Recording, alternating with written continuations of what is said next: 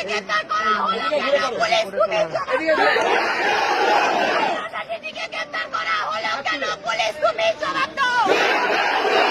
বিধায়ক প্রশাসনকে গ্রেফতার করা হলো কেন? পুলিশ কুমির জবাব দাও।